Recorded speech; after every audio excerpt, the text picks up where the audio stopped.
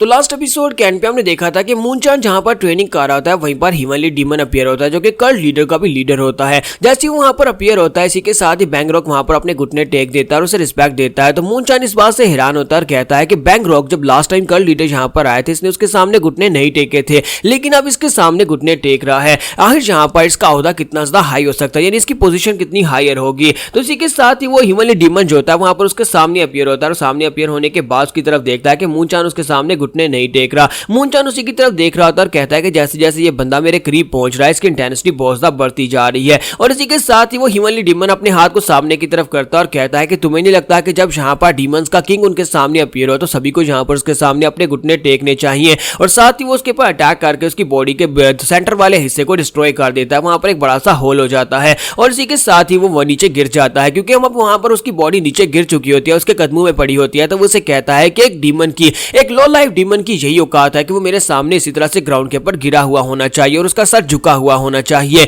तो इसी के साथ ही मूनचान जो होता है उसकी बॉडी वहां पर रीजनरेट होना शुरू हो जाती है और वो सोच रहा होता है कि इसने यहाँ पर सिर्फ और सिर्फ अपने हाथ को सामने किया और मेरी बॉडी को डिस्ट्रॉय कर दिया। इसका मतलब जैसे चाहे तो मेरी पूरी बॉडी को डिस्ट्रॉय कर सकता है। आज ये बंदा कौन है? मुझे लगता है कि इसे इंसान कहना गलत होगा, ये वाकई में एक डीमन गार्ड है। तो हिमालय डीमन जो होता है वहां पर बैंगरॉक से कहता है कि बैंगरॉक, मैं यहाँ पर इस एरिया में एक ऐसे इंसान को क्यों देख रहा हूँ जो कि हमारी ब्लड लाइन से भी नहीं है और ये बंदा तो जियोन की ब्लड लाइन से भी नहीं है, फिर यहाँ पर इस जगह के ऊपर इसका क्या काम है? तो ये बात सुनने के बाद बैंगरॉक उसे कहता है कि सर ये हमारे करंट मास्टर हियोन जियोन का डिसाइपल है, वो यहाँ पर इसे पर्सनली छोड़कर गए हैं इसे ट्रेनिंग के लिए। तो वो कहता है अच्छा तो ये उसका डिसाइपल है, लेकिन ये एक बहुत ही लो लेवल बीइंग है, यानी कि ये हमारे डिमोनिक कल्ट का सेक्टर का हिस्सा भी नहीं है। तो ये बात सुनने के बाद हमारा मूनचान जो होता है फिर से उठकर खड़ा हो जाता है, उसकी बॉडी वहां पर रीजनरेट हो जाती है। ये देखने के बाद हिमालय डीमन भी काफी हैरान होता है और कहता है कि तुम्हारी बॉडी काफी ज्यादा अनयूजुअल है, लगता है कि तुमने यहाँ पर किसी स्पेशल टेक्निक को मास्टर किया है, लेकिन मुझे तुम्हारा यहाँ पर मुझे घूर कर देखना बिल्कुल पसंद नहीं है, तुम्हारा एटीट्यूड मुझे पसंद नहीं है। और इसी के साथ ही मूनचान उसके सामने अपने घुटने टेक देता है और कहता है कि मैं यहाँ पर एक बहुत ही लो लाइफ का डीमन हूँ जो कि यहाँ पर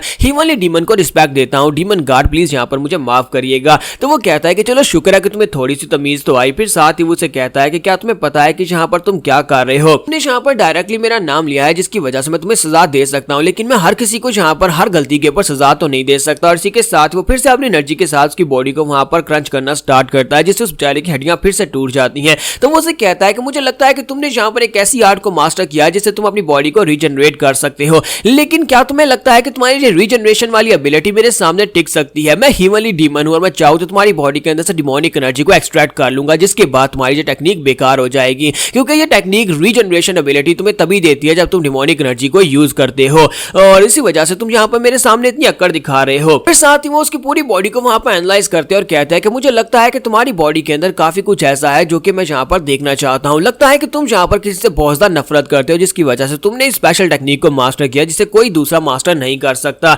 लेकिन क्या मैं यहाँ पर जान सकता हूँ कि तुम इतनी ज्यादा नफरत किससे करते हो? चलो जरा मुझे देखने दो। इसी के साथ ही वो आगे बढ़ता है और अपनी उंगली को उसके माथे के अंदर डालता और कहता है डरने की जरूरत नहीं है, मैं बस यहाँ पर तुम्हारी मेमोरीज के अंदर झांक कर देखूंगा। तो जब वो उसकी मेमोरीज के अंदर झांक कर देखता है तो वो कहता है कि तुमने यहाँ पर एक्सट्रीम पॉइजन और साथ में तुमने यहाँ पर टॉक्सिक एनर्जीज को अपने ब्लड के अंदर इन्फ्यूज कर लिया हुआ है। तुम्हारे पास यहाँ पर इमॉर्टल बॉडी आर्ट है जिसकी मदद से तुम्हारी बॉडी यहाँ पर काउंटलेस टाइम रीजनरेट हो सकती है, लेकिन ये कंप्लीट इमॉर्टैलिटी नहीं है। फिर साथ ही उसे कहता है कि तुम ये सब कुछ क्यों कर रहे हो? तो उसी के साथ उसे वहां पर टैंग जियोंग म्योंग ही नजर आता है। तो वो कहता है अच्छा तो ये वो बंदा है जिसको तुम मारना चाहते हो, जिसे तुम आगे निकलना चाहते हो, जिसकी वजह से तुम यहाँ पर एक्सट्रीम मेजर्स कर रहे हो। लेकिन जैसे ही वहां पर टैंग जियोंग म्योंग की इमेज देखता है तो उसी के साथ उसे इनविजिबल गैस दिखाई देता है। आज से पहले टैंग जियोंग म्योंग का जो एंसेस्टर था कभी वो भी हिमालय डीमन के साथ फाइट कर चुका है। तो वो कहता है इसका मतलब यह है कि वो लड़का जो है उसी बंदे का डिसेंडेंट है। ये तो बहुत ज्यादा इंटरेस्टिंग बात है, लगता है कि हम दोनों की किस्मत आपस में जुड़ी हुई है। और तो जबकि तुम यहाँ पर मास्टर जियोन के पर्सनल डिसाइपल हो तो फिर मुझे यहाँ पर तुम्हें गिफ्ट देना चाहिए।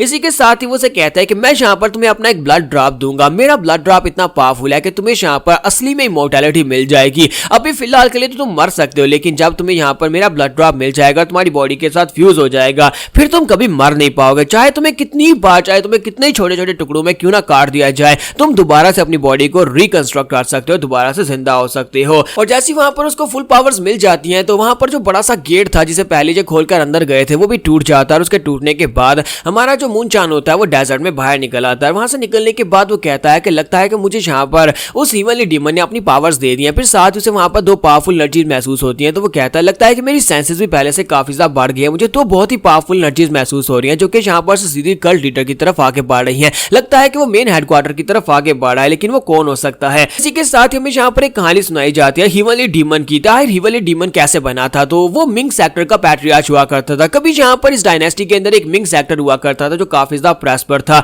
मिंग डायनेस्टी का जो पैट्रियार्च था उसने यहाँ पर लोगों की बहुत ज्यादा मदद की थी। वो एक अच्छा इंसान था और सभी लोग उससे बहुत ज्यादा प्यार करते थे। तो जब सभी लोगों ने वहां पर उससे बहुत ज्यादा प्यार करना शुरू कर दिया, सभी लोगों को उसके ऊपर पूरा भरोसा था। उस वक्त मिंग फैमिली जो थी अपने राइज पर थी और सभी लोग उसको पूरी तरह से सपोर्ट कर रहे थे। लेकिन ये बात जो थी ये एक दूसरे बंदे को पसंद नहीं आई जो कि उस वक्त का एम्परर था। एम्परर क्योंकि हमेशा से यही चाहते हैं कि कभी भी दूसरा सेक्टर या फिर दूसरे किसी इंसान की जो पॉपुलैरिटी उनसे ज्यादा आगे ना बढ़े, क्योंकि उनकी गद्दी जाने का खतरा होता है। इसी वजह से एम्परर ने वहां पर उसके नीचे जितने लोग थे सभी को मरवा डाला और साथ ही मिंग फैमिली के सभी लोगों को मरवा दिया। लेकिन पैट्रियार्च जो था वो कैसे जैसे तैसे करके वहां पर बच गया। तो पैट्रियार्च के बचने के बाद उसने यहाँ पर इनसे बहुत ज्यादा नफरत करना शुरू कर दी, क्योंकि पैट्रियार्च के दिल में जहां पर प्यार और मोहब्बत था लोगों के लिए, वहां पर अब सिर्फ और सिर्फ एम्परर के लिए नफरत थी, जिसकी वजह से इस नफरत ने उसे इस हद तक मजबूर किया कि वो एक्सट्रीम डीमन लेवल पर पहुंच गया। उस वक्त पैट्रियार्च योन को इस बारे में पता चला कि यहाँ पर सिर्फ और सिर्फ एक ही चीज आपको यहाँ पर सबसे ऊपर खड़ा रख सकती है और वो स्ट्रेंथ है। अगर दूसरे यहाँ पर आपको मारना चाहते हैं तो आपको पहले उन्हें मारना होगा।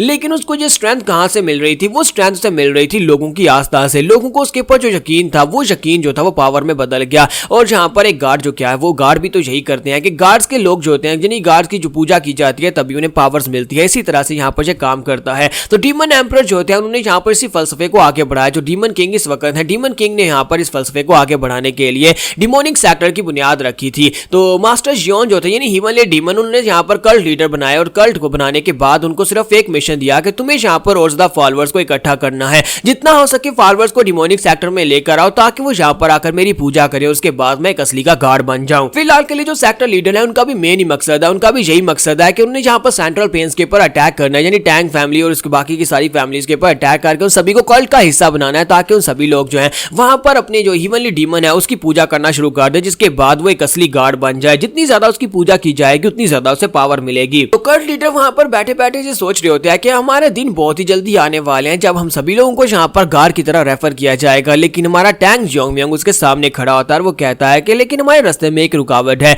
हीवनली राइडियस अलायंस का लीडर इस वक्त मेरे सामने खड़ा है। तुम्हारा जोंगम्यांग उसे कहता है कि तुम लोगों को क्या लगता है कि तुम लोग यहाँ पर गार्ड बनने के लायक हो? तुम सभी लोग यहाँ पर बहुत ही गंदी नाली के कीड़े और तुम सब लोग दूसरों को मारना चाहते हो और उनके बॉडी के अंदर डिमोनिक एनर्जी को डालना चाहते हो, और मैं यहाँ पर तुम सभी को डिस्ट्रॉय करने के लिए आया हूँ। मैंने लेफ्ट और राइट एनवाइज पहले से मार चुके हैं और मैं यहाँ पर बहुत ही जल्दी तुम्हें भी उन दोनों के पास भेजने वाला हूँ और तुम भी उनको जाकर ज्वाइन कर सकते हो। तो वो कहता है क्या वाकई में तुमने उन दोनों को मारा है? तो हमारा जोंगम्यांग कहता है कि लगता नहीं है कि तुम सभी लोग इतनी आसानी से मानोगे, तो पहले मैं यहाँ पर तुम्हें दिखाता हूँ कि मैं इस काबिल हूँ कि मैंने उनको मारा और उसके बाद तुम्हें यकीन आएगा। और इसी के साथ ही जोंगम्यांग वहां पर एक जबरदस्त स्ट्राइक लगाता है। जब वो सामने की तरफ स्ट्राइक लगाता है लीडर की बॉडी वहां पर से दो हिस्सों में कट जाती है, लेकिन वो सिर्फ एक इल्यूजन होती है। तो जोंगम्यांग को भी पता होता है, वो कहता है ये कल्ट लीडर है, इतनी आसानी के साथ तो मरने वाला नहीं है। तो कल्ट लीडर ने वहां पर एक तलिस्मन को यूज किया होता है, क्योंकि कल्ट लीडर जो है वो डिमोनिक एनर्जी के साथ साथ वहां पर तलिस्मन को यूज कर रहे होते हैं जो कि उनके एक महान काले जादू के मास्टर ने बनाई होती है। उनके पास एक बहुत ही महान जादूगर था जो कि उनको यहाँ पर अपनी लेगेसी देकर गया है। यहाँ पर हम लोग अपनी एपिसोड 102 का एंड करेंगे। नेक्स्ट एपिसोड में देखेंगे कि हमारे जोंगम्यांग कल्ट लीडर को कैसे हरा पाएगा और इन दोनों की फाइट कैसी होने वाली है।